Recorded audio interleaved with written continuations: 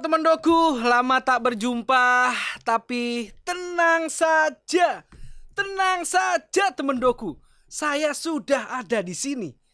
Seperti biasa, hadirnya saya di sini untuk memberikan edukasi tentang kesehatan supaya bangsa kita ini selalu sehat. Nah, ngomongin tentang kesehatan nih, ada juga nih mitosnya.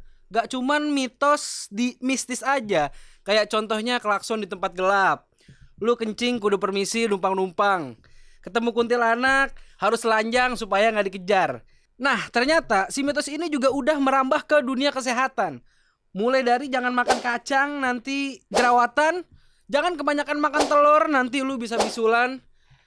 Cerot di luar bisa mencegah kehamilan. Dan masih banyak lagi mitos-mitos yang menghantui kita di dalam dunia kesehatan. Dan yang akhirnya membuat masyarakat itu bertanya-tanya. Gue pun juga bertanya-tanya. Jadi apakah Anda bertanya-tanya?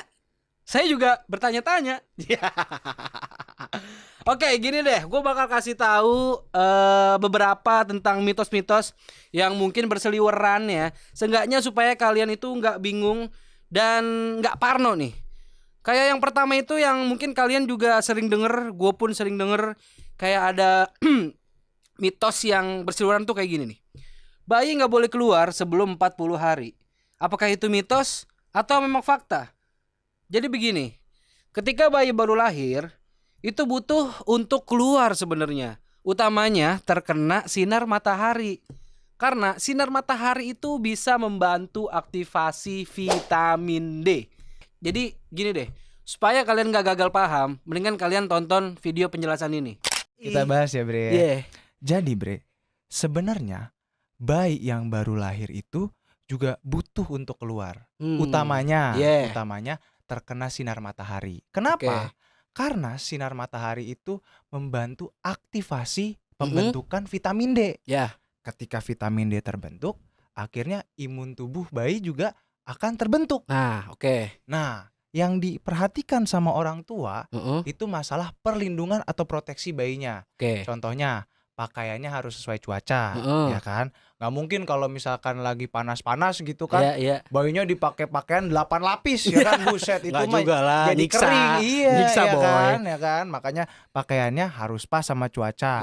Terus juga jangan datang ke kerumunan, gitu kan? Kalau misalkan udah rame-rame gitu, ya orang tua baiknya menghindari lah. Sama yang terakhir, pastikan orang tua itu mencuci tangan.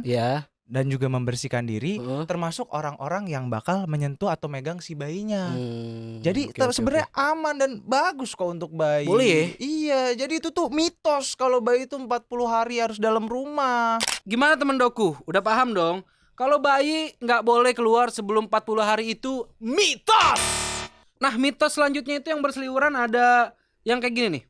Saat mens nggak boleh keramas. Nah, buat ciwi-ciwi tuh gimana? Kalau gue kan cowok ya, nggak mikirin yang kayak begituan. Tapi nggak apa-apa. Kali ini gue bakal pikirin.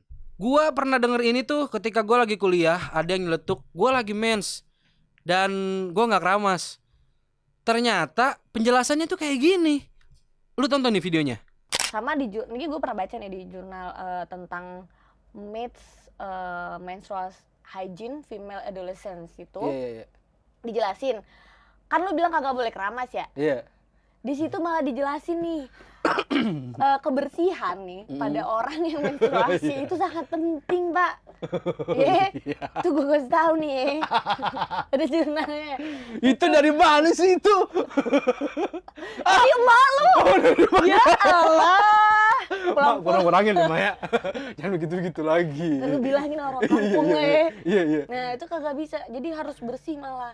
Hygiene harus lebih hygiene lagi malah dari yang sebelumnya. Jadi kayak itu sebuah mitos. Di situ tulisannya. Udah disebutin ya. Nggak apa-apa. Tapi itu jurnalnya, Pak. Iya. Myths female menstrual hygiene. Oh, jadi itu mitos dari menstruasi itu ya? Iya. Jadi kayak dibilang kan ya tadi ya contohnya kayak lu bilang keramas kagak boleh keramas sih. Lu kagak bersih dong, Pak. Gimana sih lu? Tuh temen doku, nggak apa-apa kalau mau keramas daripada ntar rambut lu bau matahari, lu mau lu? Udah gitu lepek. Lakinya tuh iya, lakinya kan itu ya. Mending ada laki. Mending ada laki ya. Udah ngerti belum? Udah. Ini gua dari tadi mau keramas ya. sakit. Iya nih. Mau keramas ya. Nah, teman doku. Jadi udah tahu kan kalau misalkan lagi dapet terus keramas katanya bikin menstruasinya berhenti, itu mitos. Paham kan para betina? Bahwa memang sebenarnya ketika perempuan lagi haid itu memang harus menjaga kebersihannya. Sekalipun menjaga kebersihan rambut. Rambut yang atas ya. Rambut yang bawah juga dong pastinya. Jadi mendingan lu keramas deh daripada nanti rambut lu itu bau sinar matahari kayak anak kecil yang habis main layangan. Nah ini selanjutnya ada mitos throat di luar itu bisa mencegah kehamilan. Waduh, kalau ini sih gua nggak mau ngambil resiko ya. Mendingan lu langsung aja tonton video ini. Kalau untuk keluar di luar Ya. atau ejakulasi di luar, itu sebenarnya ada istilahnya, Bre. Nah, Namanya coitus interruptus atau bahasa Indonesianya senggama terputus.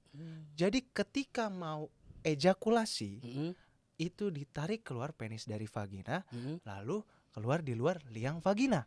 Nah, cuman kalau masalah mencegah kehamilan, ya gimana nih? itu tuh sebenarnya nggak sepenuhnya benar. Karena ada cairan praejakulasi Iya. yang bisa mengandung sperma juga, Bre. Jadinya kalau misalkan ada cairan praejakulasi masuk juga vagina dan juga rahim, habis itu bakal hamil-hamil juga. Makanya itu tuh mitos. Berarti gak ngaruh nih mau dikeluarin juga Nggak gak ngaruh nih. sepenuhnya ngaruh. Oh gila, berarti itu mitos. Mitos, Bre. Nah teman doku, itu mitos ternyata. Nah teman doku, itulah beberapa mitos yang ada di dunia kesehatan. Mungkin dari teman doku ada yang ingin bertanya, boleh tulis di kolom komentar. Dan jangan lupa untuk support channel ini terus dengan like, comment, and subscribe. Saya Iqbal, see you next video.